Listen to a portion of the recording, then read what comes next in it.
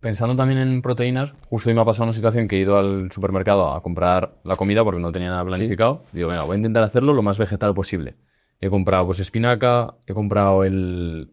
¿Cómo se llama esto que hace como couscous? El... Sí, la quinoa. Quinoa. No, otra cosa, el tabulé. Tabulé, sí. Eso como es como garbanzo, ¿no? Algo del estilo... O sea, el tabulé es básicamente del trigo, o sea, un tipo, o sea, el trigo le pasa que se tamiza, o sea, es cómo se Vale. procesa, pero bueno, que es simplemente cómo se rompe el grano. Y hago toda la compra y digo, hostia, ¿y la proteína? ¿Cómo meto proteína en una dieta vegetal? Como que no tenía ideas, no tenía conocimiento para meter proteína. Y empecé a preguntar a ChatGPT, y claro, me dice frutos secos.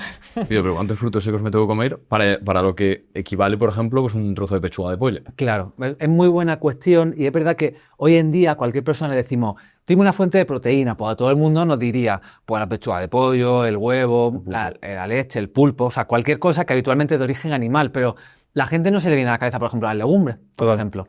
Bien. Y fijaros esto, el comité, o sea, en América, pues a nivel científico, por ejemplo, a nivel de la nutrición, pues es uno de los sitios donde más ha avanzado porque hay muchos recursos, Harvard, o sea, hay instituciones muy potentes. Y allí se hacen recomendaciones que se hacen cada 5 años. Y esas recomendaciones que se hacen cada 5 años se cogen a los expertos, a los máximos expertos que hay en nutrición prácticamente en el mundo, y se hace como un informe de 100, 150 páginas, a los cuales se les pregunta y se intenta responder a cuál es el patrón óptimo de salud en cada etapa de la vida. Y ellos en este documento, que es el que se va a utilizar para recomendación, aunque bueno, en Estados Unidos con el tema de Donald Trump, pues el tema de la ciencia le da un poco igual, entonces básicamente se la va a pasar por ahí, pero el comité científico lo que estableció fue algo muy interesante en el tema de la proteína y fue básicamente decir que hay que darle o reordenar la prioridad en términos de proteína y que las principales fuentes de proteína en términos de recomendación son las legumbres, los frutos secos y las semillas, por delante de la carne, por delante del huevo y por delante de los lácteos y del pescado, como fuentes de proteína en términos de salud. Entonces, claro, la cuestión, y es muy oportuna, es decir, claro, si no consumo pollo, no consumo carne, no consumo huevo, ¿de dónde obtengo la proteína? Entonces, claro, de la lechuga no la vas a obtener. Tengo que obtener a partir de alimentos que me aporten proteína vegetal. Y las principales fuentes de proteína vegetal son las legumbres, pueden ser frutos secos, pero principalmente las legumbres. Incluso no sé si sabéis... O sea, que en ese plato, por poner el ejemplo de Juan, Sí, por ejemplo, se han ido unos garbanzos cocidos, ya está. Efectivamente. Sí, o sea, ¿Cuántos pensar que, garbanzos cocidos tengo que por añadir? ejemplo, pensar que unos garbanzos cocidos, 100 gramos de unos garbanzos cocidos son Eso es. alrededor de unos 8 gramos, 7 gramos de proteína. Es decir, la mitad, o sea, los garbanzos cocidos del bote pueden ser 400 gramos. Sí. La mitad de un bote sería unos 18 gramos aproximadamente. 17, 18. Claro, ¿y cuánto necesita un ser humano de proteína? Ese es el tema. Esa es la siguiente premisa. Pero fijaros que los 100 gramos de carne se suelen decir que tienen 20 gramos de proteína. Entonces, con la mitad de un bote de garbanzo o de lenteja, más o menos, sería equivalente a esos 100 gramos que pueden ser una ración de consumo de carne. Vale. En definitiva, hay que comer un poquito más, ¿no? Cuando te pasas a estas dietas basadas en plantas, un poco más hay que elevar la cantidad. Buenas preguntas. Sabes que me estoy abriendo muchas preguntas que son muy interesantes, que Tú se me lánzalas. han hecho otras. Dale, dale. Pero la que me estás diciendo tú, siempre se ha pensado de que como la proteína, se suele decir, vegetal es de peor calidad, hay que comer más para compensar esa peor calidad. Ahora bien, nosotros hemos hecho estudios muy interesantes sobre esto, en el cual, claro, es cierto que la calidad de la proteína, esto depende de cómo la evaluemos, porque antiguamente la calidad de la proteína se evaluaba con un marcador que se denominaba, por no ser muy técnico, valor biológico, que básicamente era coger los aminoácidos del huevo y ver si comparados con los aminoácidos del huevo, los aminoácidos esenciales, esa proteína los tenía igual o no los tenía igual. Y si, por ejemplo, tenía menos de esos aminoácidos esenciales, se decía, es un aminoácido limitante, es de peor calidad, por lo tanto, comparado con el huevo es peor. Ese marcador hoy en día está totalmente obsoleto. Hoy en día se utilizan parámetros más interesantes que básicamente, por no ser muy técnicos, evalúan la digestibilidad de esa proteína, es decir, cuánto se digieren, porque claro, claro. no solamente me importa cuánto tenga, sino cuánto mi cuerpo es capaz de aprovechar. Qué bueno. No solamente eso, sino que se comparan no con el huevo, sino que se comparan con lo que yo necesito, los requerimientos de ese aminoácido que establece la OMS. Bajo esos parámetros, sí que es cierto que la proteína de origen animal tiene valores un poquito mayores que fuentes de vegetales, a excepción de la soja, que la soja sí suele tener valores cercanos al 100 o por encima del 100, que es como el punto máximo. Que podemos decir, si tiene valores más altos de 100, es una proteína de muy alta calidad. Ahora bien, esta es una problemática muy grande, ya que esta premisa partía básicamente de aislar los alimentos y decir una proteína respecto a otra mejor o peor. Pero claro, cualquier ser humano, en términos generales, no solamente consume una proteína en su día, una fuente de proteína, sino que yo a lo mejor desayuno avena, como lentejas, meriendo frutos secos y ceno algo que pueda tener diferentes fuentes, por ejemplo, de cereales integrales. Entonces, claro, a lo que a nosotros nos interesa es ver qué pasa en un patrón con diferentes fuentes de proteína vegetal.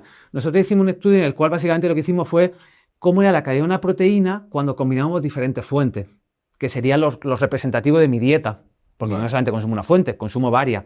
Y nosotros básicamente lo que hicimos es combinar diferentes fuentes vegetales, como pasaría en un contexto real de la vida de cualquier persona, y en esas combinaciones los valores de esa calidad de la proteína eran o igual a 100 o superior a 100. Lo que nos venía a decir que, claro, sería un problema si yo solamente incorporase una única fuente de proteína, porque a lo mejor ese aminoácido deficitario, podemos decir, no lo cubriría, que bueno, sería matizable porque de forma general consumimos más proteína de la que necesitamos.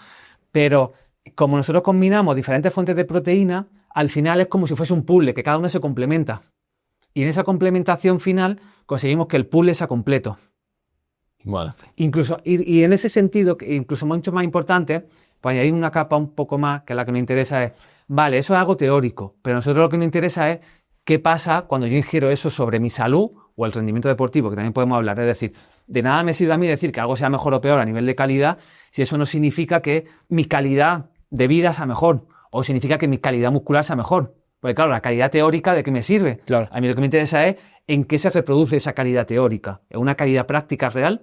Cuando nos vamos a nivel de salud, pues como hemos dicho antes, o sea, de una forma bastante clara, todas las líneas de evidencia indican que desplazar el consumo de proteínas de fuente animal respecto a proteínas de origen vegetal, lejos, a pesar de ser teóricamente de peor calidad, la calidad de mi vida es mejor. Eso por un lado. La calidad de tu vida es mejor. Calidad de vida entendida como, podemos decir, disminución de la aparición de algunas enfermedades crónicas no transmisibles. O sea, vivir más y mejor, básicamente. Vale. Y la otra en el tema del rendimiento físico, que quizás donde se manifiesta en mayor medida que como necesito mucha más proteína, pues ahí quizás la problemática de una dieta que no contenga fuentes de animales pues sea un problema. Que si quieres podemos hablar sobre ello. Sí, claro. Vale. Así como que hacemos esta parte más concreta de la calidad de la proteína. Vale, es interesante. Vale. Pues en ese sentido nosotros hicimos básicamente una recopilación, lo que se llama un metaanálisis, que es analizar estadísticamente todos los estudios que han evaluado personas que solamente consumen proteína de origen vegetal, veganos básicamente, respecto a personas que tienen una dieta que combinan proteína animal y vegetal, omnívoros básicamente. Y en esos estudios, en todos los estudios, no se veía ningún tipo de diferencia ni a nivel de la cantidad de masa muscular ni a nivel de la funcionalidad, entendida como la fuerza. Pero básicamente por una sencilla razón, y es que en esos estudios todos los sujetos tendían a consumir más proteína de la que necesitaban. En todos esos estudios estaban consumiendo 1,4, 1,5, 1,3 gramos de proteína kilogramo de peso a día, que de forma general está por encima de las necesidades para maximizar la ganancia de masa muscular. ¿Cuál sería la medida? ¿Cuál sería la medida de simétrica de gramos por kilo por día? Vale, esto es una polémica bastante grande, pero claro, por eso. La evidencia bastante clara nos dice que nosotros no hay diferencia de requerimiento en población que necesita aumentar su masa muscular respecto a la que no, porque el cuerpo se adapta. Claro. Es decir, cuando yo quiero ganar masa muscular, mi cuerpo la aprovecha mejor la que yo le doy. Entonces, bajo esa circunstancia, porque al final, esto es lo bonito también de la fisiología, que la fisiología nos permite adaptarnos a diferentes entornos. Entonces, cuando yo necesito más masa muscular, mi cuerpo aprovecha mejor la proteína que ingiero. Vale. Entonces, eso hace que no haya tanta diferencia entre una persona que quiere ganar masa muscular respecto a la que no en relación a ingesta de proteína. Entonces, partiendo de esa circunstancia, las recomendaciones están cercanas al 0,8, que es la famosa RDA, que es la recomendación que se establece para una persona sana en términos generales. 0,8 por kilogramo de peso. Sí, 0,8 gramos de proteína, kilogramo de peso. 60 kilos. Sí. 60 kilos. Sí. 0,8 sería, estamos hablando de 55-60 gramos de proteína, Juan, al día. Sí. Esta comida, ojo, con los garbanzos. Claro, que fácil llegar, Pero sí, o sea, con esos valores sería muy fácil llegar, porque con esos valores básicamente, incluso hablando de una alimentación vegetal, añadiendo en cada comida algo que tuviese legumbres, frutos secos, cereales integrales, con eso ya lo tendríamos. Cuando dices cereales integrales, ¿qué productos del supermercado? Me puedo referir a, por ejemplo, arroz integral, avena, vale. pasta integral. Semillas. O sea, semillas también estaría incluido, pero no sería esas cereales integrales como tal. Pero las semillas, por ejemplo, semillas de chía, semillas de lino, todo eso. Todo esto, que estas semillas sé que tienen bastantes calorías, ¿puede ser? Sí, tienen bastantes calorías porque también están secas, o sea, no tienen agua. Pero tienen también mucha grasa, tienen omega 3, el vegetal.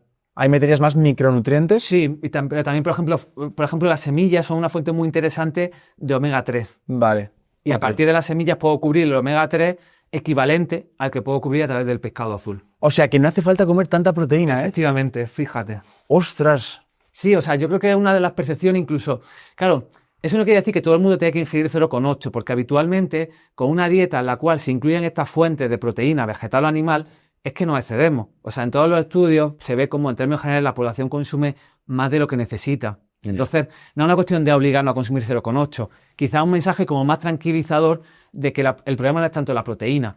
Incluso el problema, por decirlo de alguna forma, es alcanzar los requerimientos energéticos si hablamos del gimnasio, por ejemplo, de ganar masa muscular. O sea, si yo soy capaz de cubrir mis requerimientos energéticos, de alcanzar lo que necesito para ganar masa muscular, casi que con eso y con una dieta variada, podemos decir, soy capaz de cubrir mis requerimientos de proteína.